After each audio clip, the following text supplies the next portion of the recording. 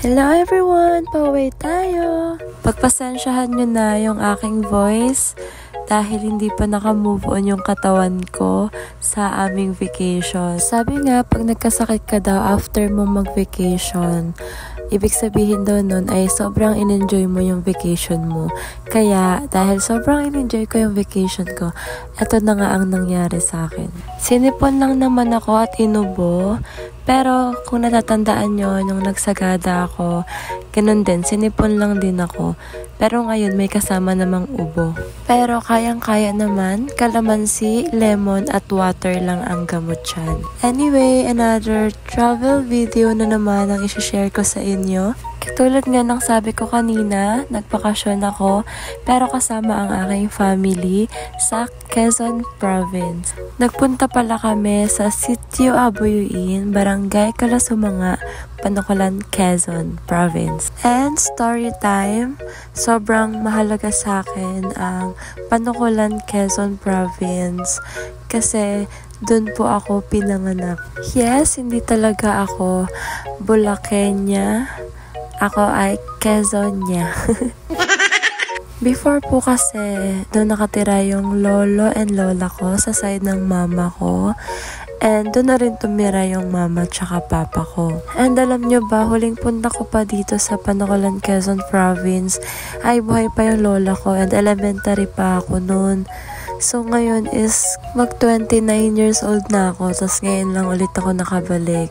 So, 2 decades mahigit akong hindi nakapunta dito. Kaya, gano'n na lang din talaga yung kagustuhan ko na pumunta dito kasi dito naman talaga ako pinanganak. Nung nababuhay pa kasi yung lola ko, talagang ako yung favorite niyang isama kapag may talagang pupuntahan siya. Kasi yung ibang mga apo niya ay mahilig magsuka.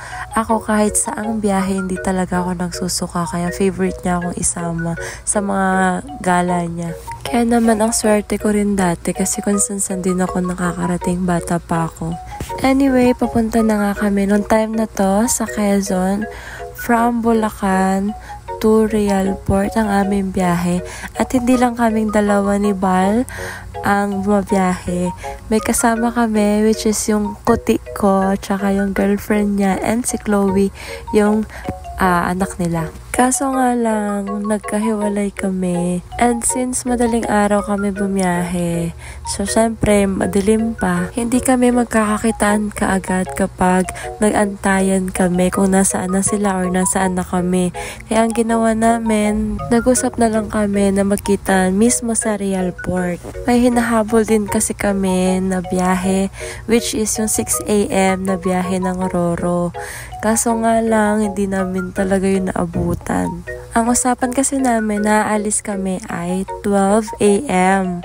Kaso nga lang nakaalis na kami ng 2 AM kasi nakaidlip kaming 4. Pero dapat talaga 1:30 lang makakalis na kami, 1:30 AM.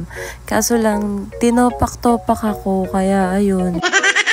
Every time talaga na magkakaroon ako, ang lakas talaga ng topa ko. Minsan, bago ako magkaroon, or minsan naman nagkaroon na ako, tapos tsaka lang ako tutupakin. Basta, every time na magkakaroon ako, tinotopak talaga ako. Hindi ko alam kung ako lang ba yung babaeng ganito, o may katulad din ako. Comment nyo yan kung sino kayo. Charot.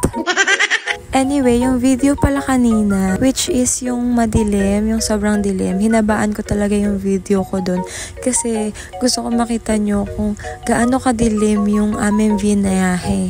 Nag-MacArthur Highway kasi kami dahil sabi ng papa ko ay mas mabilis daw dun. Kaso nga lang madilim, tapos nabubulol na naman. Marilake, yun yung tama. First time namin dumaan sa Marilake kasi last 2023 ata nung nag-Real din kami, Real Quezon. Tapos iba yung way na dinaanan namin. Sobrang sigsag siya pero ang gaganda rin talaga ng view. Tapos parang sobrang taas niya kaya kitang-kita mo talaga yung kabundukan. Tapos sa dinaanan namin na yun, last 2023 ay sobrang sigsag doon. Unlike dito sa Marilake hindi siya talaga masyadong sigsag. Alam ko, napansin nyo na puro kalsada, puro view yung binibidyohan ko kasi sobrang hili ko talaga mag-video. Lalo na kapag nakamotor na mga paligid. Ang gaganda kasi pag kulay green, kaya nga naging favorite color ko rin yung green. Alam ko yung mga nagmomotor ay alam na yung meaning ng Marilake. Lalo na yung mahilig mag-banking kasi ang Marilake ay kilala kung saan yung mga motor ay mahilig mag-banking. Tapos sa sobrang pagbabanking, ayan, nadidisgrasya. Hay naku. Anyway, wag nyo yung gagawin. Especially yung mga nagmomotor, wag nyo nang tularan yung mga nakikita nyo sa social media na nagbabanking. Tanging expert lang ang may kayang gumawa nun. Okay? Wag nyo nang subukan. Ang sarap-sarap mabuhay. At sayang yung motor nyo. Anyway, nadaanan na rin pala namin dito yung Infanta na Arco. Sobrang grabe lang yung lamig dito dahil kitang-kita nyo naman na napaka-foggy ng paligid at ang dami ring mga nagmumotor dito na mga humihinto talaga sila at nagpipicture dito. Sikat kasi to, tapos dinadayo talaga siya ng mga nagmumotor, ng mga nagra-rides. Marami rin kasing pasyalan dito, coffee shops, tas magaganda yung view. Tahimik, kaya hindi ako nagtataka kung bakit pinupuntahan din talaga to. Sayang nga lang dahil medyo mafog talaga at yung mga videos namin, pictures namin ay medyo malabo kasi nga mafog. Pero sinabi ko naman kay Val na sana makabalik tayo dito. Gusto ko kasi magkaroon ng picture kami dyan sa may pinaka-arco ng Infanta. Pagkatapos nga namin mag-video at pagkatapos ni Val humigop ng kape, umalis na din agad kami doon sa Infanta Arc at nagpatuloy na kami sa aming biyahe. Anyway, balik tayo sa Marilake. Sa mga hindi nakakaalam, ang Marilake ay stands for Marikina, Rizal, Laguna at Quezon. Pero yung ibang sabi Marikina, Laguna and Quezon lang daw. So hindi ko alam kung ano ba sa dalawa. Pero feeling ko Marikina, Rizal, Laguna, Quezon. Kasi yun yung mga dinadaanan yung lugar. So correct me if I'm wrong na lang. Sabi ko nga pag umaga maganda mag-ride dun sa Marilake kasi nga makikita mo talaga yung view, lalo na sobrang green talaga, ang daming puno. Kasi kapag gabi, hindi siya talaga maganda dahil wala talagang mga ilaw yung kalsada. Kailangan pagdadaanan siya ng gabi, malakas talaga yung mga ilaw nyo para for safety. Tapos dapat magve-vest kayo yung parang kulay yellow-green para talagang safe. Medyo matagal-tagal na rin yung huling rides namin ni Val at ito yung pinakaunang malayong biyahe ata ng aming motor na si Venturo. Nung time na yan, tuwang-tuwa ako kasi alam nyo ba, yung pinakagustong-gusto kong biyahe ng motor ay yung paumaga.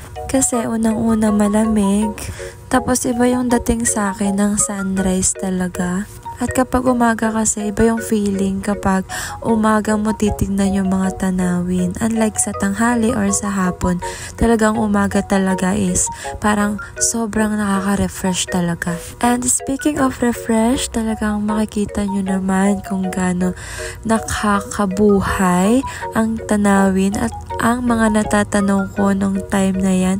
Kaya nga isinashare ko sa inyo. Lalo na sa mga taong na-stress ngayon, pag nakita nyo yung mga tanawin na to, grabe, sobrang marerefresh talaga kayo. Parang low-bat ka, tapos pag nakita mo yung mga ganitong tanawin, is mafu-full charge ka, literal. Kaya nga kung papapiliin ako, ang pipiliin ko talaga ay mountain para mawala ang mga stress natin sa katawan. Kasi mas gusto ko talaga yung mountain. Mas gusto ko yung nakikita ko kulay green. Parang sobrang nare-refresh talaga yung utak ko. Parang, alam mo yun, parang nawawala talaga yung pagod ko. Kaya kung mountain versus beach, talagang mountain talaga ako. 100%. Kaya nga kapag madaling araw talaga kami bumabiyahe ni Val, inaantok talaga ako. Hindi naman talaga mawawala yun. Hindi may iwasan na antukin. Pero meron ako strategy para labanan ang antok sa biyahe. especially kapag nagmumotor ka. Ang ginagawa ko lang naman kapag inaantok ako sa biyahe namin ay sumisigaw talaga ako. Kasi dati kumakanta ako pero hindi na siya effective. Kaya ngayon, sumisigaw na talaga ako as in. Tapos may mga ginagaya akong huni. Like for example, huni ng ibon, huni ng unggoy. Basta yung mga ganun. Yung parang baliw. At least hindi ka antokin, 'di ba? Pero kapag naman nakita ko na talaga yung view, kahit anong antok ko, hindi na talaga ako aantokin. So sobrang gustong-gusto ko na yung mga nakikita ko. Anyway, dito rin pala sa part na to ng Quezon, makikita or mararating ang Agos River. So kapag summer, pwede kayo pumunta dito. Sabi nila, sobrang lamig daw talaga ng tubig.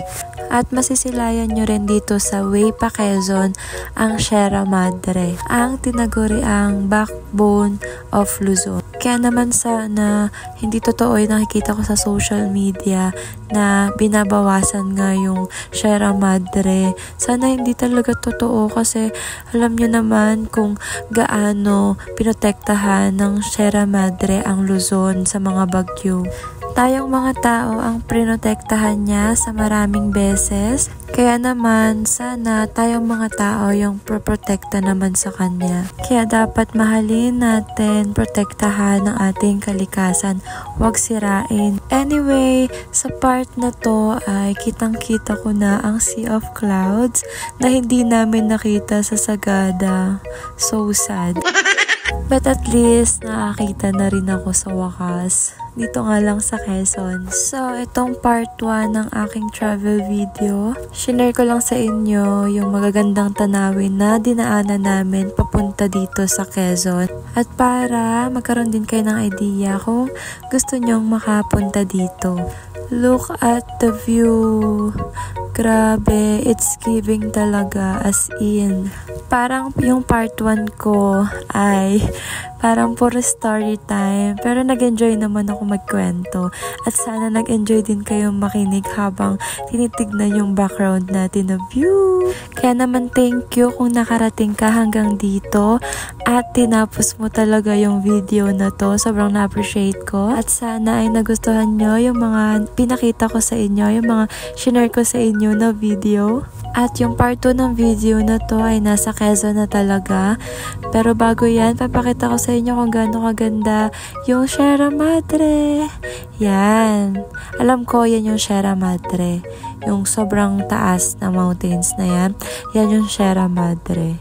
Sobrang ganda ng Pilipinas. Thank you, Sierra Madre. See you sa part 2. Hanggang dito na lang. Padayon lang. Bye!